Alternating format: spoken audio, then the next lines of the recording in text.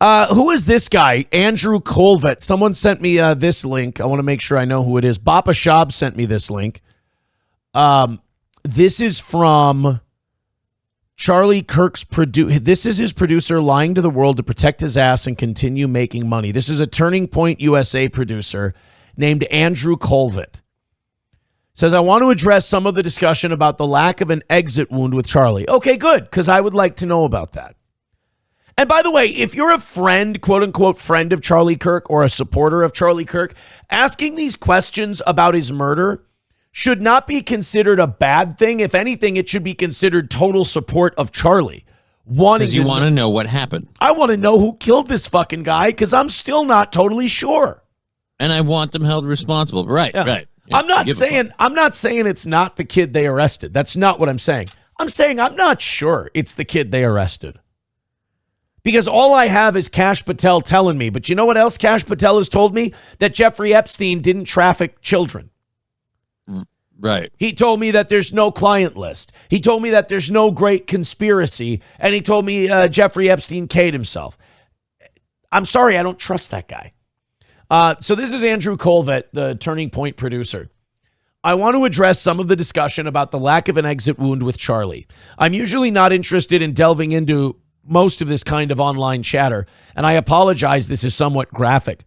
But in this case, the fact that there wasn't an exit wound is probably another miracle, and I want people to know. Look, man, I believe miracles can happen, but you got to bring me a little backup. To me, miracle is what I say after an amalgamation of the evidence and a thing happened. I never fucking start at miracle. That's bullshit and that's lazy. You know, to me, a miracle is a bullet passed by, and if it passed by 2 seconds earlier, it would have hit a little kid who was walking behind Charlie. That's a miracle that kid survived. That's amazing. But just saying something's a miracle because you didn't bother to investigate what the fuck happened, that doesn't fly. That's a cop-out, not a miracle. Well, miracle, I feel like if we're going miracle level, he would have lived. Good point. That's a good point, too. I just spoke with the surgeon who worked on Charlie in the hospital. He said the bullet absolutely should have gone through. Okay, let's take that as statement number one. What the fuck? That worries me. So even a surgeon is saying there should have been an exit wound here if this was a 30-06, which is very normal for a high-powered, high-velocity round. I've seen wounds from this caliber many times, and they always just go through everything, and this would have taken down a moose or two down, an elk, etc. Okay, therefore, that doesn't lead me to believe that it's a miracle that this high-velocity 30-06 round got stuck in his neck. It makes me believe that it wasn't a 30-06 that took him down, and it wasn't from 200 yards away. It didn't go through. I did fire that bullet, but 2 weeks ago at a can of soup. I did take an oath to protect this country from all enemies, foreign and domestic, you son of a bitch. I don't know, what does he say? He goes, something about bringing things that you can't hide from the truth, you son of a bitch. I mentioned, so the doctor says this, and this, what's his name? Andrew Colvett says, oh, it must be a miracle. No, the story we're getting must be bullshit. Well, he's about to quantify his miracle because he told the doctor. Here we go. He says, but it didn't go through. Charlie's body stopped it. So Charlie's body was made of something different than an elk's body, apparently. Is like 98% more Jesus. Yeah, Charlie's, we didn't know this, but Charlie was 73% elk. I mentioned to his doctor that there were dozens of staff, students, and special guests standing directly behind Charlie on the other side of the tent, and he replied, quote, it's an absolute miracle that someone else didn't get killed. You know, this is so disrespectful to Charlie Kirk's memory, in my opinion, that you just lazily go to miracle. You should be dogged in finding out what the fuck happened to your boss. You should be going, this doesn't make sense. Instead of just going, miracle, and then taking some Israeli cash, you should be going, wait a minute, miracle schmiracle. Miracles exist, but this ain't one of them. You could take this shot 1,000 times, and 1,000 times it would exit through someone's neck. I ain't buying it. Show me the round. Well, that's the thing. I don't even necessarily believe, like, I this is fucked up, but this is what it would take for me. I'd have to see them pull the bullet from the body. That's true, because what round are you seeing? Like, how hard is it to provide me with a bullet and, and just like, oh, look, here's a dented bullet that was totally fired from a 30-06. So this came out of Charlie? Yeah, sure, why not? Yeah, fair point. Like, fair point. His bone was so healthy and the density was so impressive that he's like the Man of Steel. I just don't buy it. It should have just gone through and through. It likely would have killed those standing behind him, too. In the end, the coroner did find the bullet just beneath the skin. A 30-06 high-velocity round. He didn't say he pulled it out of the bone.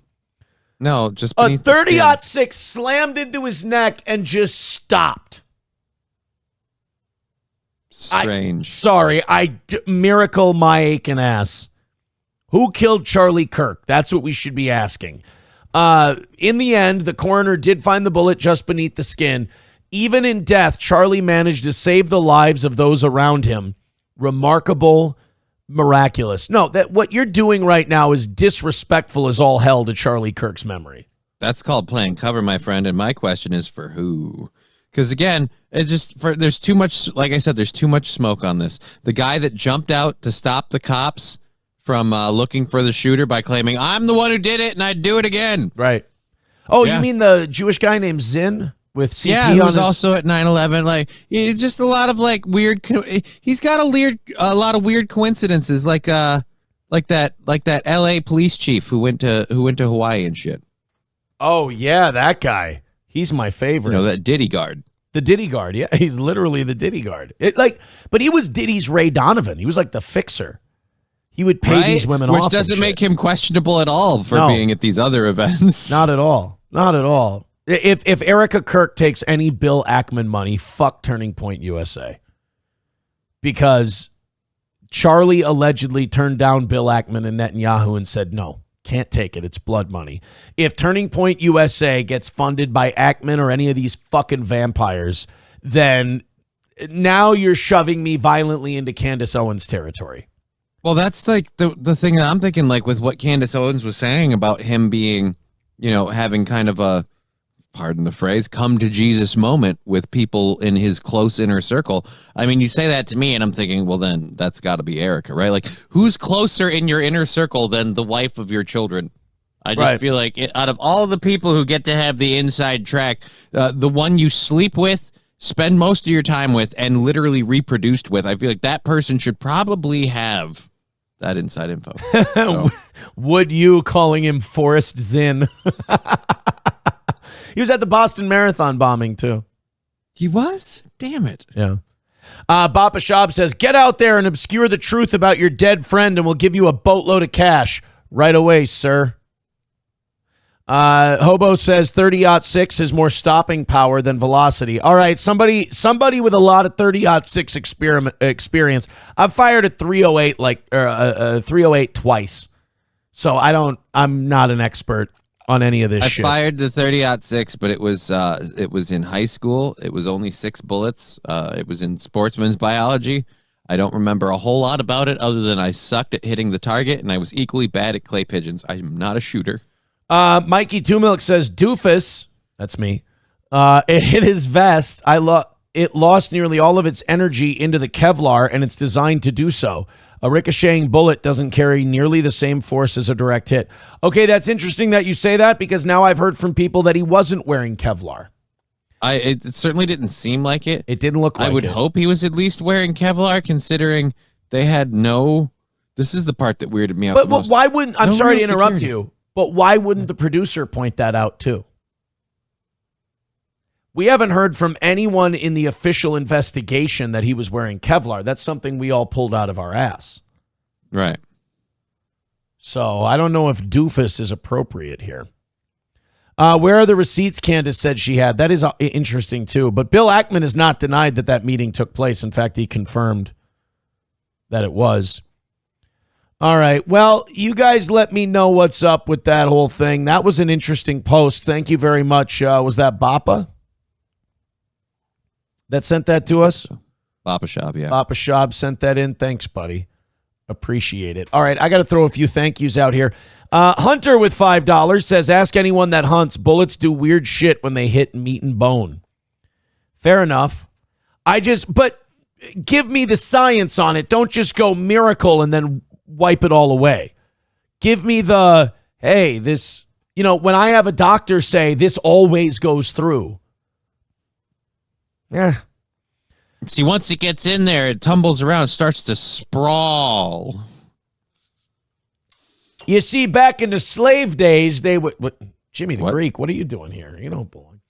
Los Federales with $1 says that further supports the theory that Charlie was wearing a vest. Therefore, the 30-06 ricocheted off his thin vest and into his neck. Is there a bullet trajectory mentioned in the autopsy? Nothing that I've heard. I just feel like if the bullet ricocheted off his vest and into his neck, one, like in the actual event, you would have seen the hit and then him grabbing up here or whatever. And two, like, if it ricocheted off his vest, why wouldn't the doctor and other people be like, hey, that initial impact of the vest absorbed the brunt of the damage? Yeah. Like, and for fucking Ackerman and all the miracle, it's a miracle that it ricocheted off his vest and went into his neck and nobody else got hurt. Right.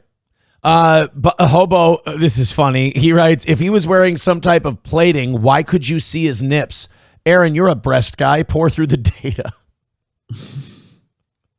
Mikey Two Milks responds with, hobo, Batman had nipples on his armor. That's true. That is true. I want to do something real quick. They need to make anatomically correct. I just need to do something with Andrew Colvett, the producer for Turning Point. I just want to look something up. Uh-oh.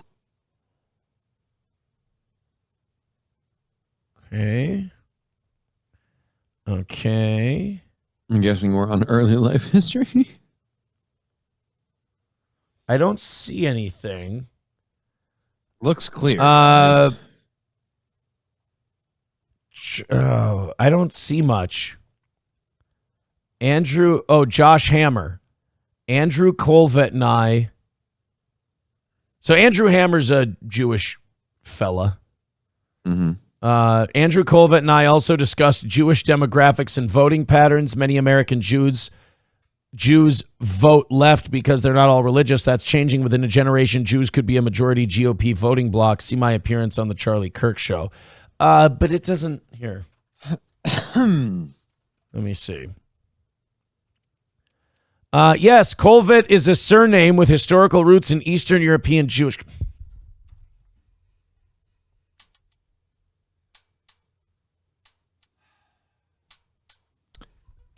Remember, it's all coincidence. They're gonna take Ackman money, aren't they? Fucking problem. You're gonna see Turning Point USA become a very pro-Israel organization. That's my prediction. I certainly hope not, because, like I said, it would seem like it would be going against the wishes of the person who they're calling the founder of it who passed away. I don't like people with Jewish last names lecturing me on Christian miracles. I don't like. Nobody invited you to that conversation. Get the fuck out. Hey, we know a miracle when we see it. After all, we murdered yours. We still haven't gotten our thank you for making him your sacrificed savior. That's what my uncle told me. So my uncle's a really religious guy, not my not your conspiracy not theory my uncle. Real Raw News. Well, this is a conspiracy uncle too, but not Real Raw News conspiracy. He's more into like Jonathan Hagee and, the really right-wing pastor types. But I asked my uncle, I go, you're a pious guy, you're a religious guy, and I'm just kind of getting back into it. I said, for murdering our Savior and everything, why do we have so much affinity for the Jews? And he goes, well, without the Jews being responsible for Jesus' death, he wouldn't have died and been risen and become our Savior. And I was like, whoa, wait a minute. That's not why they did. Like, why you do shit matters. All right? Like, if I launch myself into a running back at the 1 yard line and he reaches the ball out across the goal line and scores the touchdown, I didn't hit him so he could score a touchdown. I hit gave him him the extra oomph. I hit him to stop him from scoring the touchdown, and he ended up scoring the thing anyway. The Jews knocked off Jesus so he wouldn't be more powerful than they were. But he became more powerful anyway. It's not like they crucified him and then went, the aristocrats. You're welcome, guys. Check with us in 3 days, and you'll be very happy that we did this. The weird part is he warned the Jews, too. He looked them all in the eye, and he says, if you strike me down, I shall become more powerful. Oh, Johnny, that's Obi-Wan Kenobi. Isn't that who we were talking about? No, he's not Jesus. Obi-Wan Kenobi is not Jesus. I'm sorry. Dear Lord. I thought they were the same person this whole time. No. It's just like a different name, like a nickname, like in the hood they call him Jesus. No, he's Obi-Wan. Shit. Obi-Wan. You remember when Jesus said in the Gospels, he said, Obi-Wan. That's a name I have not heard for a long time. They asked him about Lazarus, and he told Lazarus' kid he was the best starfighter in the galaxy. I could have sworn, like, one of the early passages of the Bible, it's like Jesus, a.k.a. Old Ben. No, they didn't call him Old Ben. They called him Uncle Ben, and he made rice. But that was... Wait, Jesus was black? Yeah. Oh, yeah. Malcolm X taught me that. Redbird, and he was not biased. Redbird with $1 says, I've personally pulled 12 gauge and 30 caliber rifle rounds from deer that stopped just under the skin, including a neck shot inside 200 feet. I buy it. All right, cool. Then don't call it a miracle. Just say, fucking, 30-06s. They do weird shit. Some people are meatier than others. Hobo said, I shot a boar with my DPMS DR10 with a very accurate 110 twist, and it literally bounced off the skull of the pig. Damn. Fauci's Pangolin says, Jesus said it first. Oh, good. People are giving us Jesus quotes in the chat. This is good. This is really helpful. Fauci's Pangolin says, Jesus said it first, but he actually said, they drew first blood, sir, not me. Oh, see, I didn't know that was, I thought that was John J. Rambo.